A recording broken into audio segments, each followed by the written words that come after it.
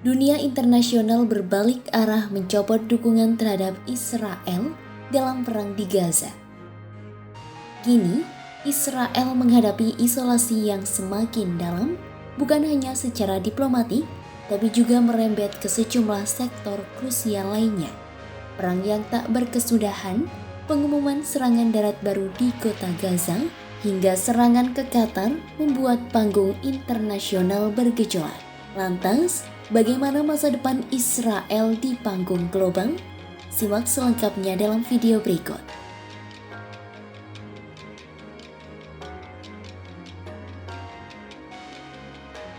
Agresi Israel yang membabi buta di Gaza membuat dunia internasional melayangkan kecaman keras.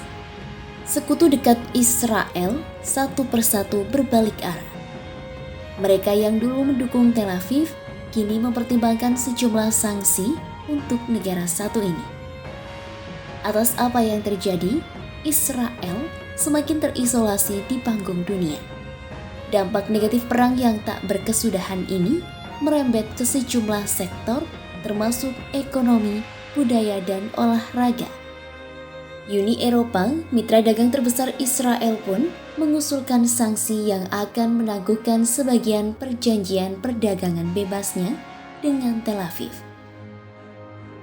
Beberapa negara barat telah menerapkan sanksi yang ditargetkan terhadap individu-individu Israel tertentu, pos-pos pemukim, dan organisasi-organisasi yang mendukung kekerasan di tepi barat yang diduduki. Di sektor ekonomi, Israel mulai terkucilkan. Sekutu dekat Washington ini harus menghadapi embargo senjata dari Barat dan pelepasan portofolio sebab memburuknya krisis kemanusiaan di Gaza.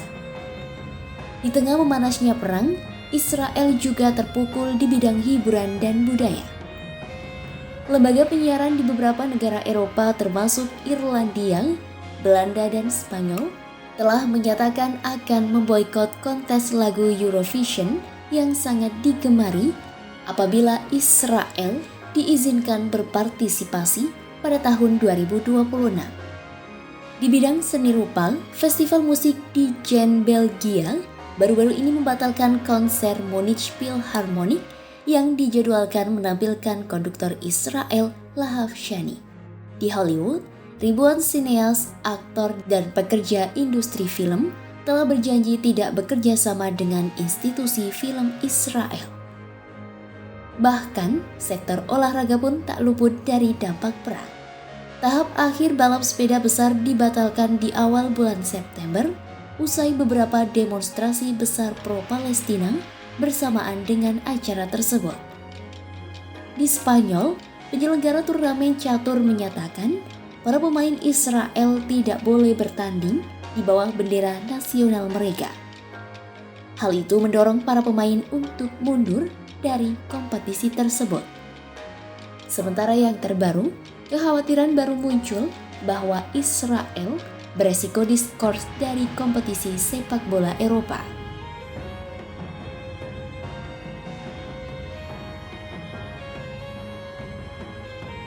Perdana Menteri Israel Benjamin Netanyahu mengakui negaranya menghadapi semacam isolasi yang bisa berlangsung bertahun-tahun.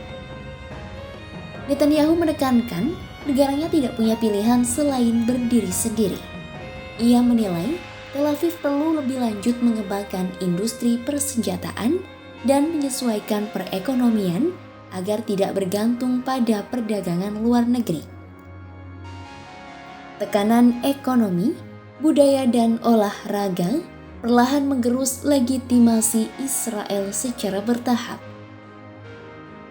Apabila terus berlanjut, Israel beresiko menjadi paria global seperti Afrika Selatan pada masa apartheid. Mantan Duta Besar Israel untuk Afrika Selatan Ilan Baruch menyatakan, tekanan tegas terhadap Israel diperlukan. Menurutnya, Tel Aviv tidak boleh mempertahankan hak istimewa mereka dalam hubungan dagang dengan Uni Eropa dan merusak hak asasi manusia serta masa depan Palestina. Direktur Eksekutif Institut Washington untuk Kebijakan Timur Dekat Robert Sudloff menemukan bahwa beberapa pembela lama Israel mulai meninggalkan barisan. Pernyataan Satlov ini berkaca dari pemungutan suara kunci Majelis Umum PBB mengenai resolusi terkait Israel-Palestina antara tahun 2017 dan 2025.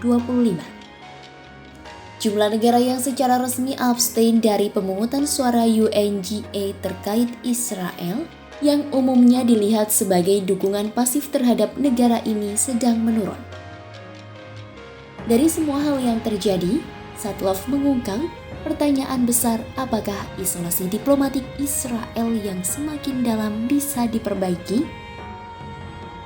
Beberapa negara anggota PBB telah menunjukkan permusuhan yang mendalam terhadap Israel ditambah krisis kemanusiaan yang kian parah di Gaza.